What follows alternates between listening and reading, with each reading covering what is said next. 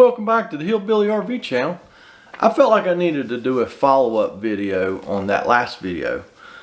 Slide room jumps, bangs, and jumps time. Yeah, I found out some stuff about that room when I was done. I'd done picked up my tools. We'd finished. We got it to work fine as long as I was helping, pushing in and out. Like I said, I was in there getting paid. And you know, I had already been on site for 2 hours that day.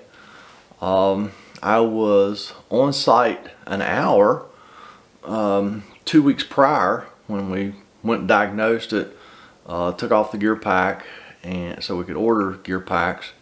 And they never said anything about what what the root problem of the room was.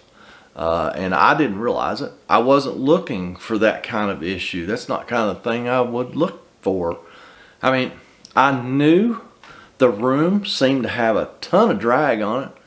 It just seemed like it was wore out or something. I couldn't really figure out what was wrong with it. Like I say, there right at the end, I found out what was wrong with it.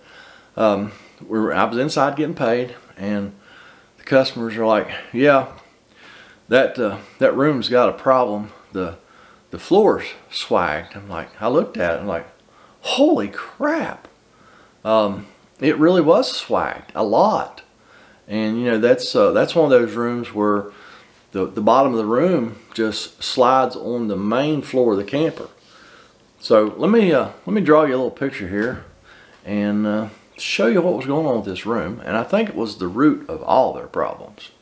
And yes, be real honest with you, I probably should have seen this, but I wasn't looking for it. I don't know that I've ever run across one that done this that wasn't rotten. This one wasn't rotten. There was no soft places or anything in that slide room floor, so I really just didn't have any reason to look for this. But let me show you what was going on.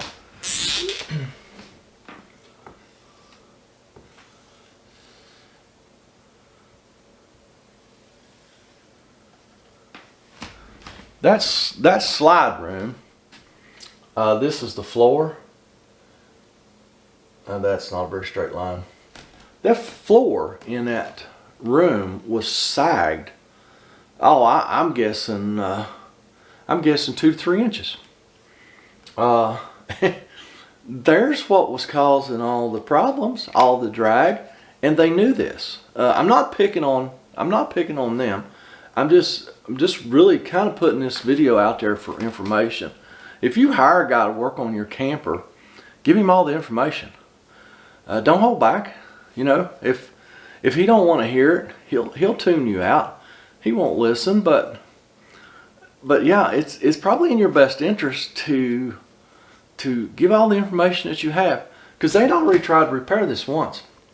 This camper's only 6 years old, and they come inside and took the carpet up and put a piece of 1/4 inch Luan in there. I think they glued it down, hoping that would pick the bottom of that room up. Well, that wasn't going to happen. But then I also found out, you know, why it's doing what it's doing. They special ordered this camper, and you know, originally it would have had a couch and a dinette set.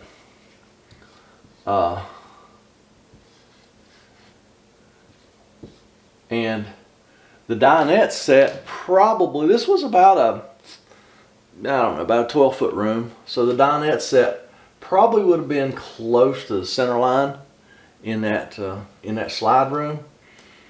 And what it would have done is they would have attached that bench in the dinette to the bottom of that room, which would have helped support the bottom of that room and keep it straighter. Well, they special ordered this. They did not want the dinette set. They just wanted a freestanding table and chairs over here and a couch here. So there was no support in the middle of this room. Now, the coach manufacturer, they're big time engineers. They probably should have caught that and went, no, we can't do that. You know, or they could have done something else. Maybe put a cabinet or something in here, something to help support that floor, because there's absolutely no support there. Typically, you know, a room that's very big at all will have some kind of structure in it to help support that floor. Well, this one didn't have it, so it's just swagging big time, and I guarantee you that's what you know, that was what's causing all of our issues. And there's nothing I could have done about it, but you know, I could have told them up front, say, hey, you know, this is an issue, and yes, we definitely need to replace that one gear pack, because it was about half stripped. Customer chose to go ahead and change them both, which we did, as you saw in the video, but it still wanted to jump time on us. Like I said, I just had to push it. Not a lot of effort, but I had to help push it in on the front, and I had to help push it out. It went in and out. I think we run in and out total 3 times flawlessly. Never jumped time, but it just needed a little help. So I just wanted to do a quick follow-up just to kind of explain. I know when I was editing that video, it just seemed like I didn't really explain what was going on. And then I found out more information just before I left. And yeah, so it is what it is. That's all I got. Go down there, leave me a comment, a criticism, a concern. Tell me what I did wrong. Tell me how you would have did it right. Just be nice. Don't be mean. And I'm not going to go up the road and fix another one. I'm actually going to shoot another video right here.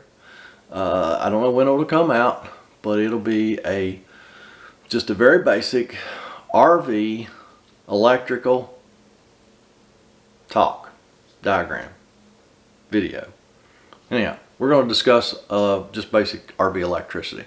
Alright, so that's all I got for today. Thanks for watching. Y'all have a fantastic day.